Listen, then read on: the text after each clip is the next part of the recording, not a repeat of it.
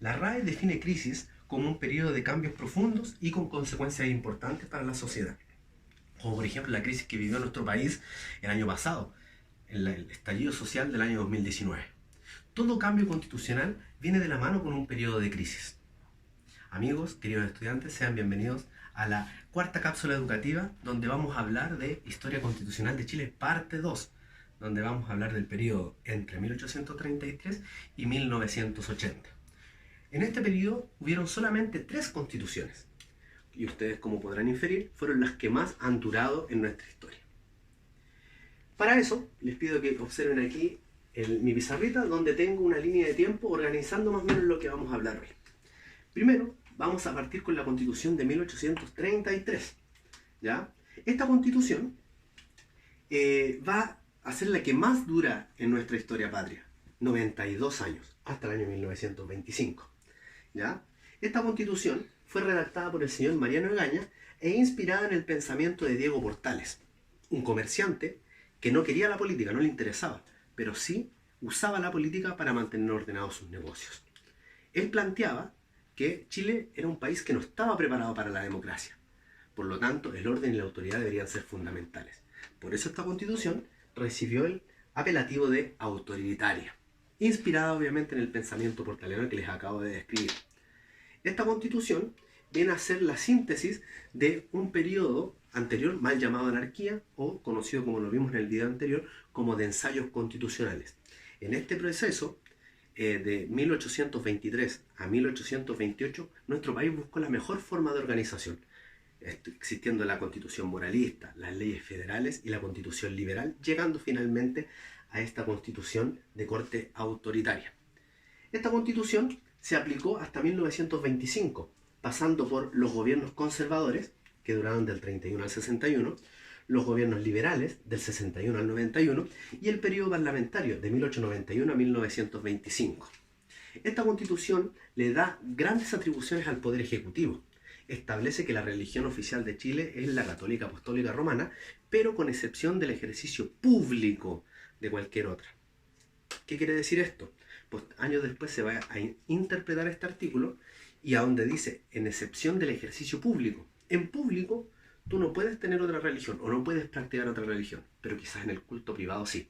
Y ahí se abre el camino, ¿no es cierto?, a la libertad de culto. Esta Constitución establece que el presidente va a durar 5 años con derecho a reelección inmediata por otros 5.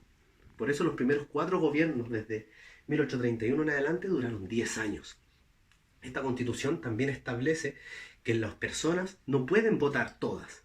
El voto es selectivo y eso se conoce como voto censitario, donde solamente pueden votar aquellas personas que tengan un determinado número de ingresos y un bien, ya sea mueble o inmueble. Esta Constitución de 1833, como dije, le entrega grandes atribuciones al presidente de la República.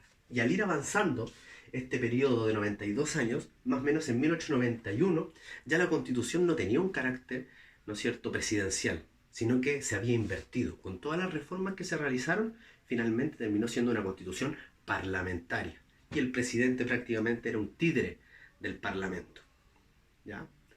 Esta Constitución de 1833, ya llegando al siglo XX, estaba muy desgastada. Por lo tanto, las crisis sociales, la cuestión social, problemas económicos, hicieron que en el año 1924 las Fuerzas Armadas entraron en el Congreso y golpearon sus sables contra el piso en señal de protesta.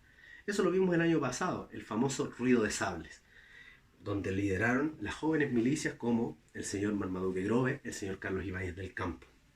Esto hizo que el presidente vigente de esa época, el señor Arturo Alessandri, dejara el poder por 6 meses y se fuera al exilio. En este periodo, las Fuerzas Armadas, ¿no es cierto?, empiezan a fraguar una nueva idea de organización, la cual, con la vuelta de Jorge Alessandri, se va a plasmar en esta Constitución de 1925. Esta Constitución fue redactada, se dice, por una comisión liderada por Emiliano Figueroa, pero tuvo una gran participación también de las Fuerzas Armadas. No fue un proceso popular como muchos creen. Esta Constitución recupera el carácter presidencialista que había perdido la Constitución de 1833. Esta Constitución establece, por ejemplo, que el presidente ya no dura 5 años, sino que dura 6 años. Y hay un elemento muy importante en esta Constitución. La Iglesia con el Estado se van a separar. Antes, la Iglesia y el Estado eran uno solo. Y este elemento podía hacer que las autoridades eclesiásticas fueran elegidas por autoridades políticas y viceversa. Con esta separación de la Iglesia y el Estado se elimina esta situación. Esta constitución va a estar vigente hasta el año 1973. En el año 1973, como todos saben, tenemos un quiebre de nuestra institucionalidad, el famoso golpe de Estado, liderado por las Fuerzas Armadas y en específico el señor Augusto Pinochet. ¿Qué? No, oye, espérate, me interrumpiste el video, pues dije Augusto Pinochet, no tú. Ay, ya, chao. Bueno, les pido disculpas, continuamos. Con este golpe de Estado de 1973, ¿no es cierto?, nuestro país va a estar en un periodo del 73 al 80 sin una constitución. Pinochet, el mismo 11 de septiembre, disolvió la constitución y disolvió el Congreso. Pero él, en su acta de constitución de la Junta de Gobierno, planteaban que ellos buscaban refundar Chile. Y una parte de esa refundación también era eliminar las normas o leyes que venían antes del golpe de Estado.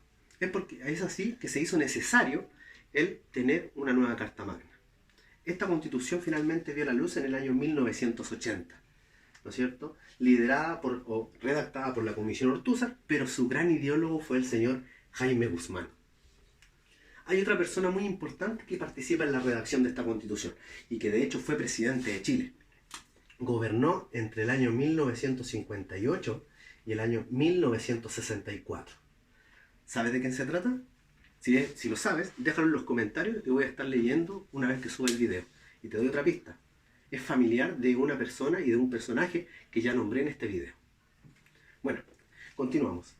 Esta famosa Constitución de 1980 establece muchos elementos que hacen que sea sumamente complicado modificarla. Crearon los senadores vitalicios. ¿Qué quiere decir esto? Que el presidente, una vez que finalizaba su periodo, podía, ¿no es cierto?, optar a ser senador y estar legislando hasta que él se muera. Esto ya se eliminó, ¿no es cierto?, pero fue una de las cosas que estableció la Constitución.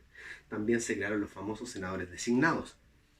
Un senador, si decide participar del gobierno, tiene que dejar su cargo de senador, pero el partido político al cual pertenece debe elegir su reemplazo, cosa que también ya no existe.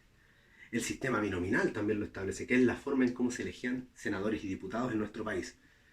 El sistema también ya fue modificado, pero ojo, fue modificado por el llamado sistema proporcional, pero en sí es lo mismo. Esta constitución de 1980, con el estallido social que vivimos el año pasado, fue sumamente criticada y la gran mayoría de la población piensa que es necesario modificarla y cambiarla. Ahora, te pregunto a ti, ¿tú crees que será necesario modificarla? Explícame si sí o no y el por qué.